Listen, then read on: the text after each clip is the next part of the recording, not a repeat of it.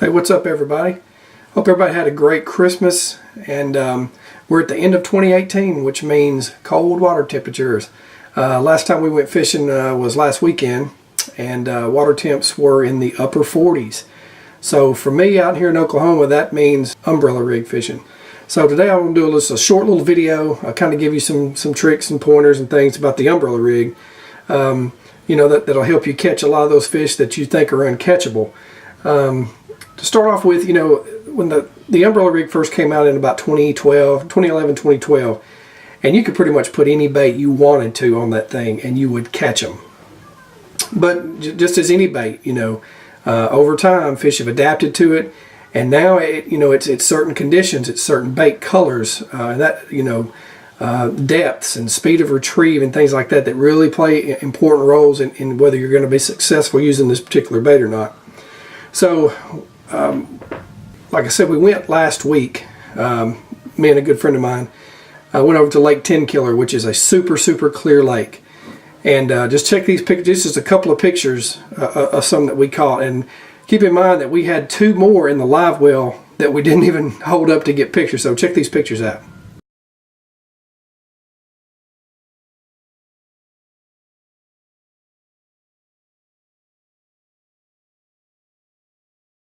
And you see the one on the very left-hand side of your screen, that one weighed 4 pounds 8 ounces. That's a big smallmouth. That was a great smallmouth. So, but anyway, I think I'll start off and I'll just kind of talk about the equipment that I use. The rod that I use is a Falcon 7-foot heavy action.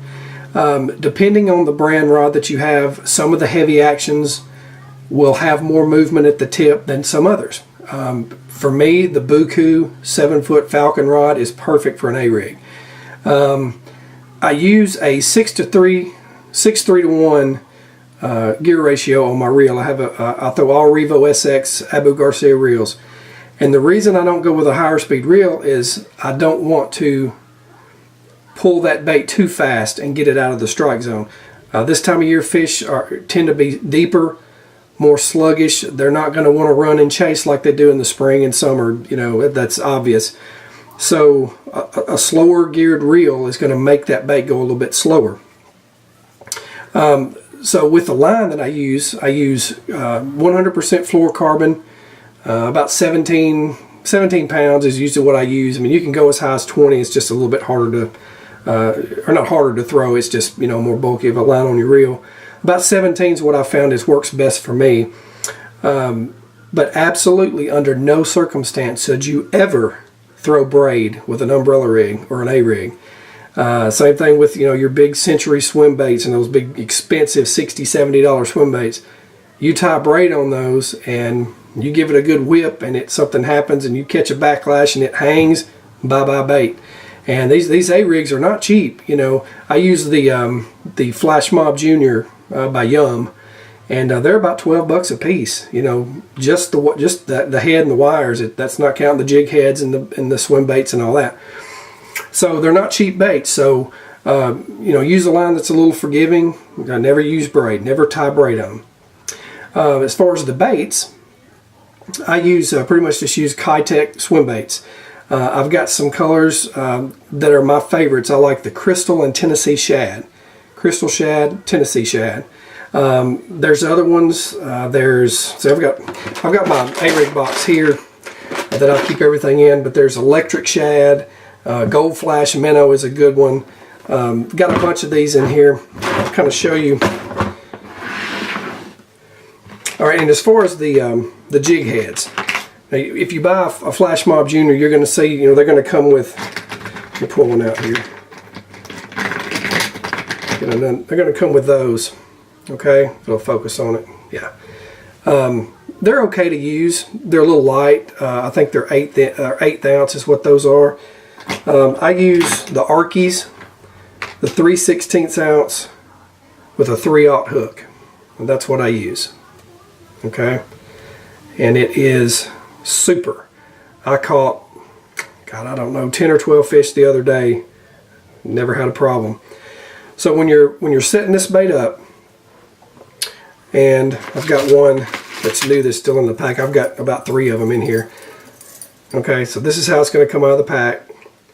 All right, And typically, you're going to see some that have Texas blades on them. You're going to see some that have willow leaf blades. The Flash Mob Juniors have the willow blades. 9 times out of 10, the willow blade rigs are going to produce better in colder, deeper water. For some, the fish just like that spinning action in that colder water. So give this one a try. But when you put your jig heads on, and they just connect right to those clips there, it's a little trick you can use, especially for using these Keitech baits. That's a Tennessee shad color there. It's got a little bit of a grayish blue back. So these things aren't that cheap. They're I don't know, $6-7 a pack. And and Keitech baits typically come 5 in a pack, so you're going to use a whole pack of them on one A-rig. Well, if you get into a situation like Jeremy and I had the other day, where we're catching 3 and 4 pound smallmouth consistently throughout the day, if you don't secure these baits to those hooks, you're going to run into some money. So just a good little trick here is, when you're getting ready to bait these things up, okay, and you roll it down,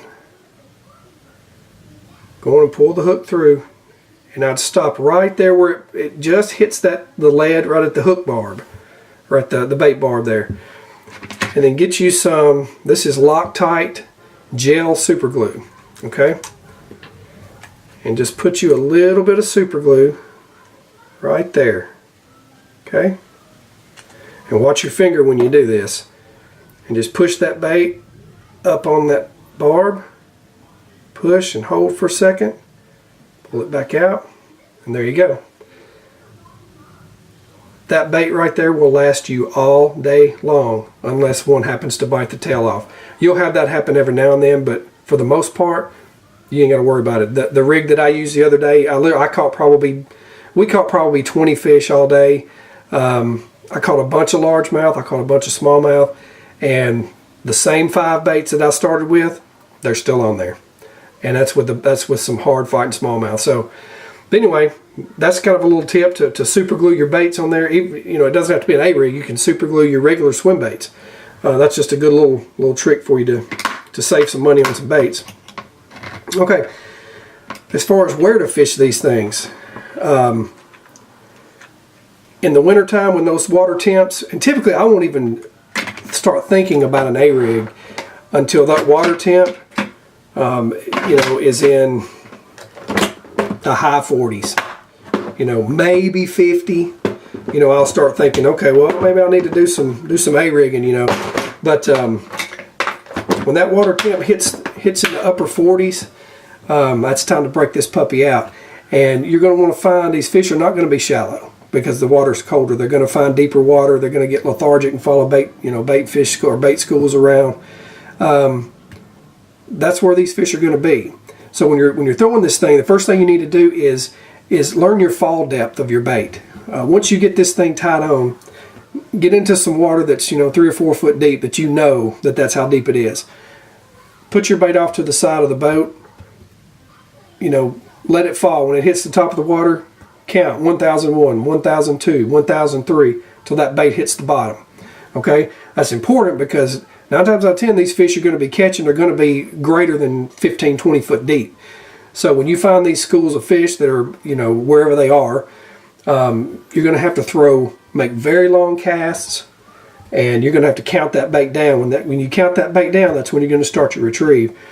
So if the fish are at 25 foot and you're getting basically a foot per second fall, count down 20 seconds, start your retrieve. Stagger your retrieve.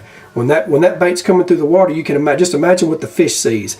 It sees this these 5 little shad that are just swimming just real pretty through that water. He's going to get in behind them, okay? And then all of a sudden, let's just say you stop your retrieve and they stop and they fall, and then you start up just really fast again and they take off and you go back to that slower retrieve. That's an impulse to strike to that fish. It's just an impulse. So don't just throw it out and keep the same cranking speed coming back in. Stagger that speed. A lot of people won't fish these things around cover. That's a mistake. Will you lose some? Probably. but there's fish in colder waters in wintertime that are around that timber, that structure, that never see this bait because people are afraid to throw it. Get you a good bait saver, the lead bait that gets you unhooked. Get you one of those. We used it a dozen times the other day, but we caught a bunch of fish because of that. The A-rig is not everybody's cup of tea. If you like catching big fish in the wintertime when they're really sluggish to bite, this is something you want to look into. Not going to be as productive in dirtier water. You want to throw this bait in pretty clear water if you can find it. It doesn't have to be swimming pool clear, but don't throw it in yoo-hoo water either. So, but anyway, that's pretty much all I wanted to talk about. I just wanted to kind of go over the A-rig since we are in that time of year, and I've got a little lake that's close to the house that is super clear. I actually shot a video at it and I never put it out, but I'm gonna take the A-rig over there in my little sun dolphin, and I've heard there's some schooling fish in there in the wintertime, and I'm gonna see if this A-rig can pull them out of there.